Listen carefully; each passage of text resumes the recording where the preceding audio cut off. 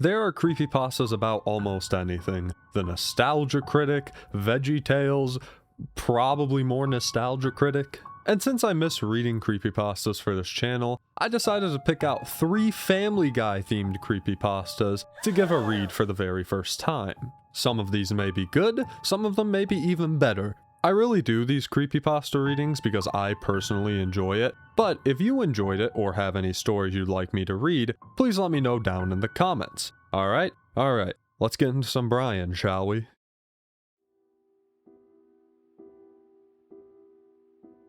The first story we have here is Family Guy Lost Episode, written by Movie Reviews 98. Links will be in the description of the story if you're just dying to read it for yourself. So without further ado, let's begin. In 2005, they brought back Family Guy after it was cancelled. Seth wanted to bring the show back right, and he felt like it needed a darker storyline that the fans would understand. So for season 4, he wanted to make a fresh start, as if to start the series over again. But for this to work, he had to make an episode that could start the series back over again. For years, he never aired it because of time. He later forgot about it, and the original tape went missing.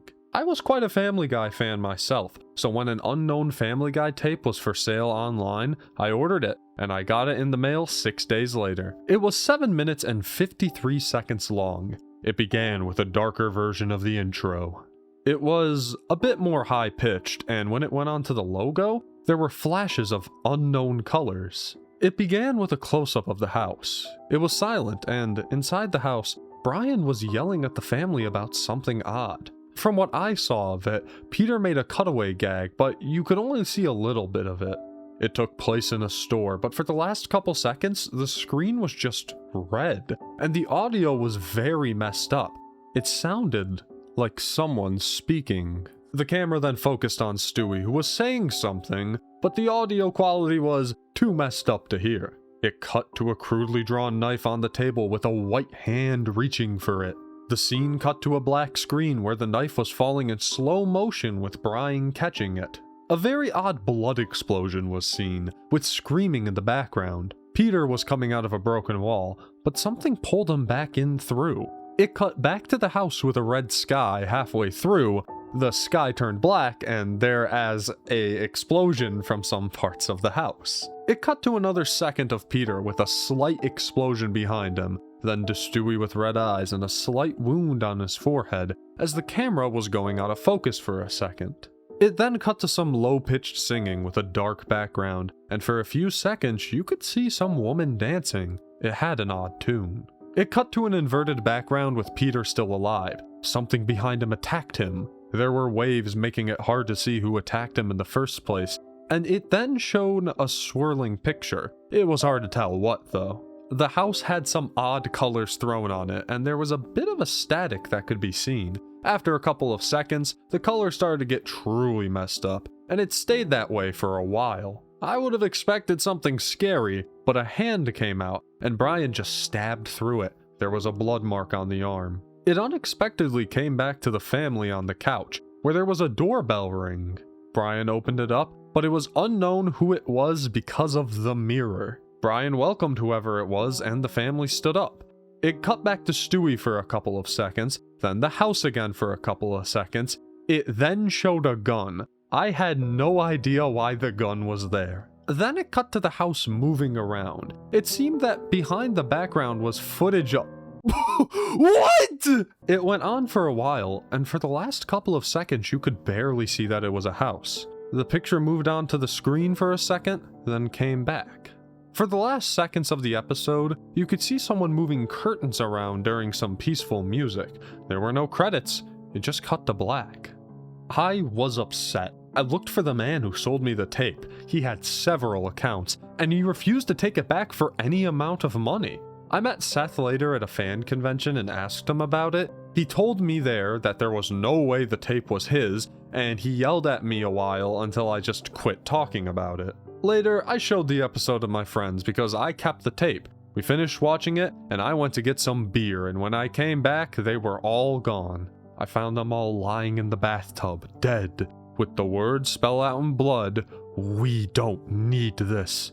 I was truly upset, and I need to get to the bottom of this. Okay. Oh, that was something. So it started off as just a regular little lost episode creepypasta. Couple turns, couple twists. I don't want to be too harsh. If this is a serious story, which it's on the lost episode creepypasta wiki, and I'm not seeing any tags about it being ironic, but this was made in 2024, so maybe it is, but the grammar is also quite poor, so maybe it's not. I'm not sure. I don't think I could properly review something like this. I can give some tips. When you're cutting around, you don't need to say cut every single time. There was a lot of cutting around, and you said it cut to, it then cut to. You could cut out the middle, man. Just keep it going. More mention of beer. I liked that. And yeah, that was the first Family Guy creepypasta. I hope you all enjoyed.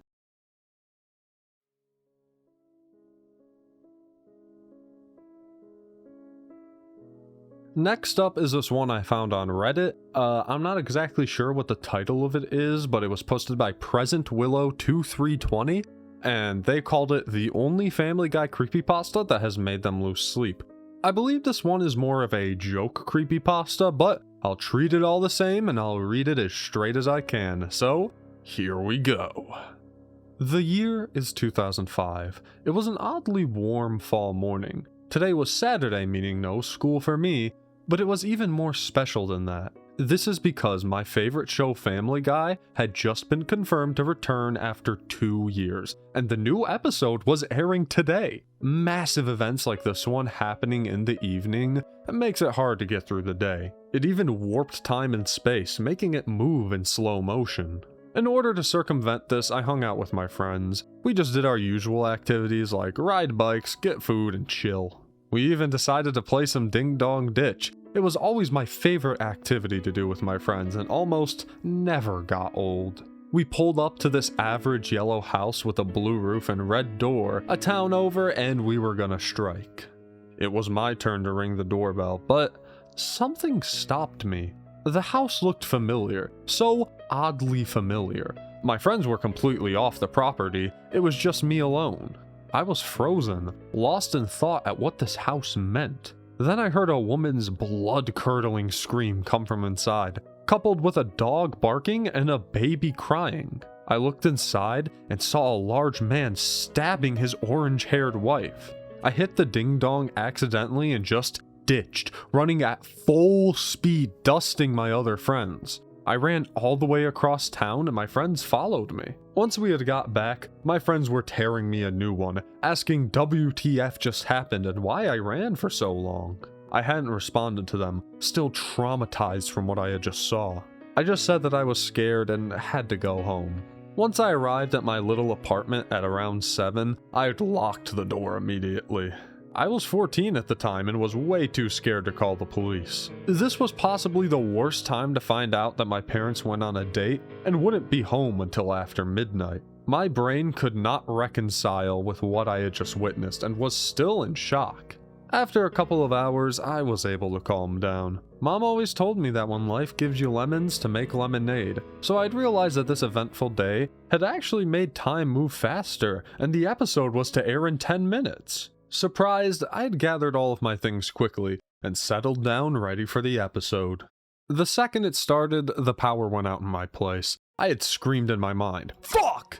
but then proceeded to get up and figure out the problem. Before I'd gotten out of my chair, the power came on, but only for the TV. It was static for a couple minutes, then displayed Family Guy, the lost episode in the typical Family Guy font over the static. It made me think the static was intentional, but I dismissed that thought and kept watching. There was a timer displayed in the top right corner, and once the episode began, it started counting down from 7 minutes and 53 seconds, and below it in a box it said, "Till death."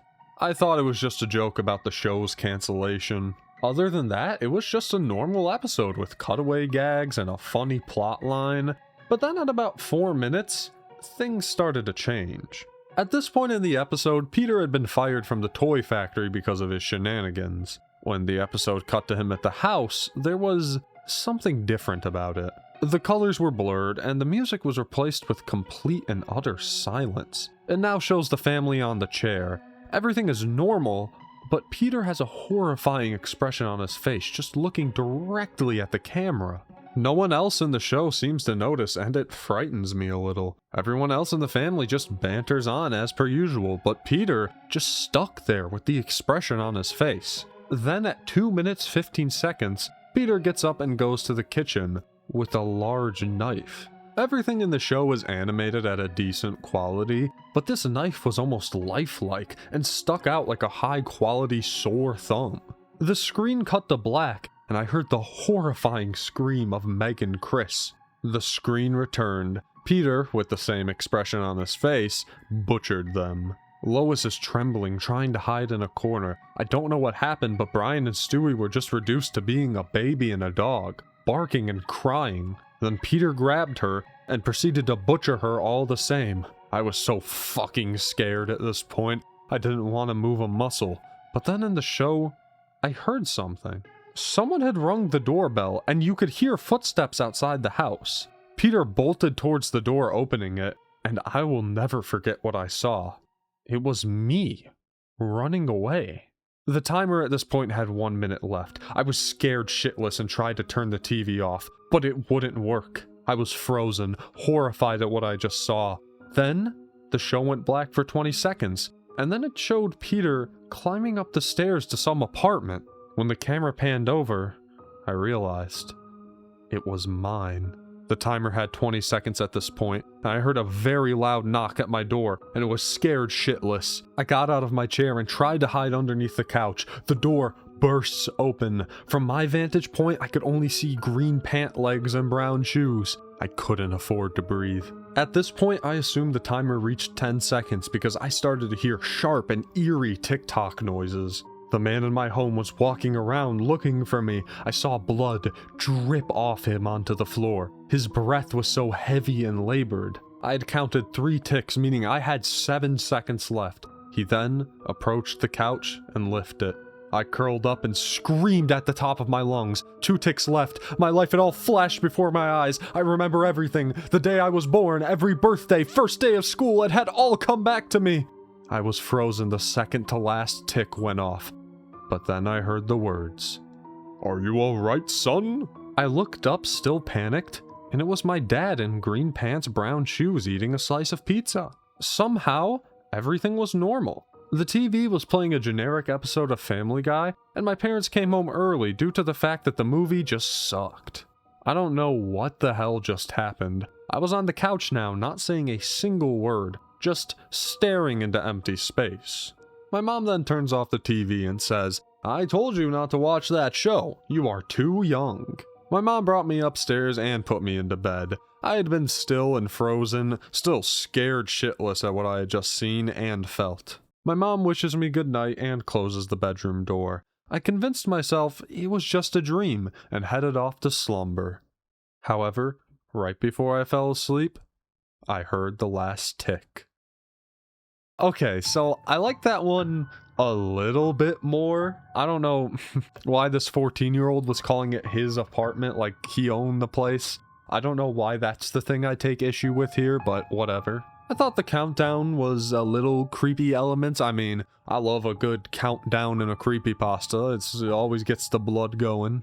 Definitely needed some spaces. Don't know if that was the fault of the person who posted it on Reddit or not, but if it was like this before, love some spaces. And there's always something with creepypastas and having very ultra specific times. They're like, this had 2 minutes and 15 seconds. Oh, the static was there for like 3 minutes and 32 seconds, something like that.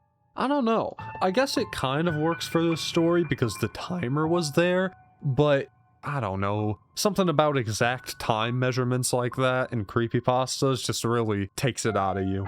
Also, why was your dad dressed exactly like Peter Griffin? That's kind of funny. Overall, thought it was pretty good. I don't know if I would lose sleep over it like this one Redditor. I'm sorry, I just doxed you.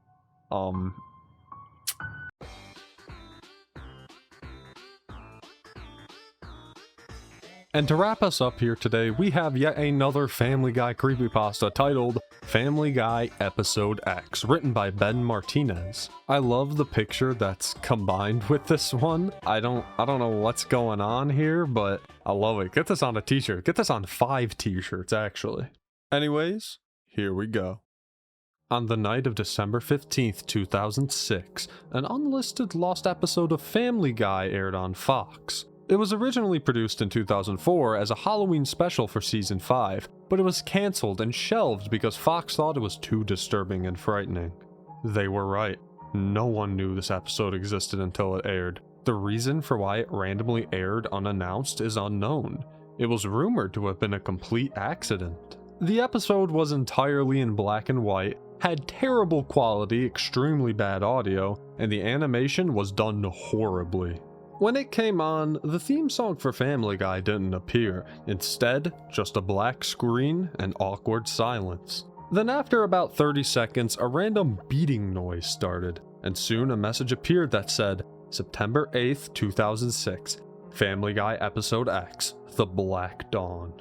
The first shot showed the Griffin's kitchen. Lois had finished making breakfast, and she told Peter to call the kids. Chris and Stewie came downstairs, but not Meg. In here, everyone seems either very depressed or angry, while Brian oddly sits in the corner of the living room and doesn't talk. When Peter goes upstairs to get Meg, he sees her naked, cutting herself and drinking her own blood. Oh my, I'm sorry, this was not in the picture. He calls her name and he starts running towards him and slits his throat. Soon, Peter dies and Meg shoves him in her closet.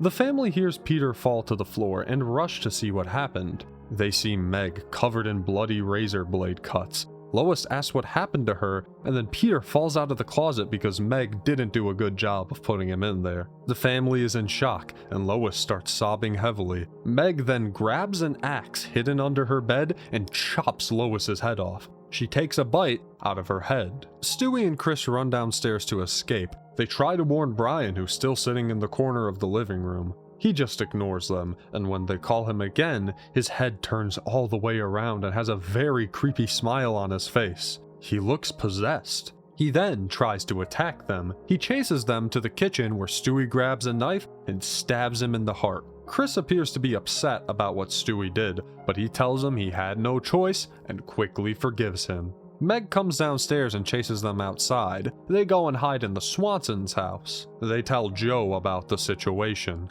He then tries to deal with her, but she chops him with her axe and does the same to Bonnie. Chris and Stewie escape to their basement. A few days later, they come out and see that nearly everything had been destroyed. They find a newspaper and learn that a virus broke out and the zombie apocalypse came. They stand in the middle of the road where there's nothing but dead silence. They then see Meg and several other zombies, including Peter and Brian and the neighbors, start charging towards them. They also find a chainsaw lying on the front lawn. Stewie grabs it and starts killing zombies with it.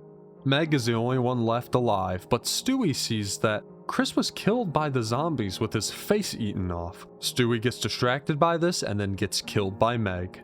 At this point, the quality gets even worse. Meg then takes her axe and then accidentally chops her own head off. Then the scene pans out and cuts to static as the episode ends. Pacing's about as good as an actual Family Guy episode, am I right, everybody? Okay, I like that they tied back to the image, big fan of that. I knew that when I wanted to read Family Guy creepypastas for a video that they were going to be absolutely absurd, but I didn't think it was going to be like bottom of the barrel creepypasta tropes absurd. I guess that Family Guy is kind of a edgy show with edgy and offensive topics, so people who would write creepypastas about that, which are already edgy, possibly offensive versions of said shows, you know, the Family Guy, you gotta take it up a notch, I guess. Not that many notches, turn it down one. Anyways, I hope you all enjoyed my readings of some Family Guy creepypastas. I promise I will read more serious ones in more serious tones later on, but I've had this idea since I did my Family Guy horror video, and I thought it'd be fun. Well, define fun. Anyways, put some creepypastas down below you want me to read, and yeah, thank you everybody for listening.